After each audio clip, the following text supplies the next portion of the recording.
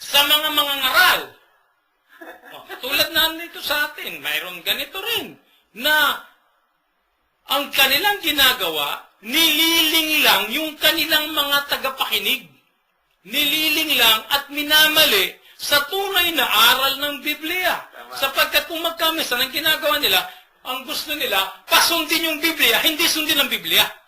Kasi pag ipinaliwanag na nila yung Biblia, ayon na sa gusto nilang mangyari, ayon sa kanilang doktrina, ayon sa gusto nila na para kumita. Di ba? Sabi nga ni Kuya yun nung araw yan. Para kumita, hindi para masundan ng ating Panginoon. Pero makikita po natin yung pagkatuso niya. Nung matapos wag na nating bigyan ng din muna rito yung ginto, kamanyang at mera, may kanya-kanyang kahulugan yun na inihandog, na sadyang ito yung kalooban ng tatlo. Tandaan po natin, mga minamahal kong mga tagapakinig, kapag ang sadya mo'y sadyang liwanag, kapag malinis ang iyong layunin at ang iyong puso, kapag Diyos ang dala mo sa pagharap kanino man, nakatitiyak tayo, ililigtas kayo ng Diyos. Bakit? Yung pong tatlong pantas, nung sila'y pabalik na, nang sila'y pabalik, sinabi sa kanila ng Diyos, sa pamamagitan ng panaginip, na huwag na silang babalik kay Herodes, kaya nag-iba na sila ng daan pa uwi.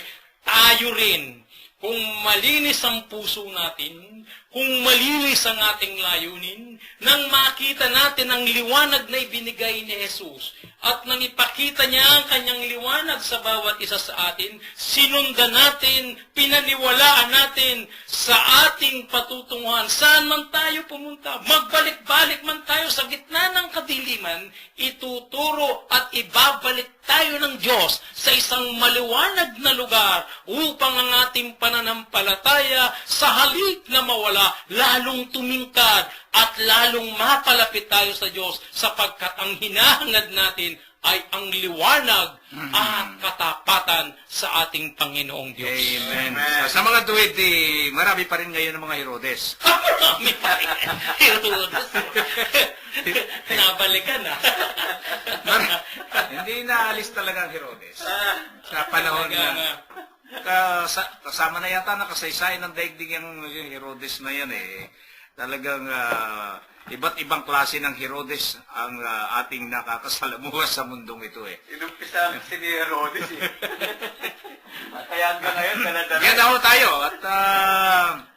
At susunod, kasama natin na si Kuya Bert. At atin nang pupuntahan yung ang pagtakas patungo na sa Ehipto. Nakuha natin ang pagdalaw ng mga pantas. At dito ho'y nakita natin na nagbabalat kayo si Herodes. Kaya kami ho'y nagpapasalamat sa inyo. Lagi nang sumusubaybayo sa amin. Dito sa inyong palatuntunan ang patnubay.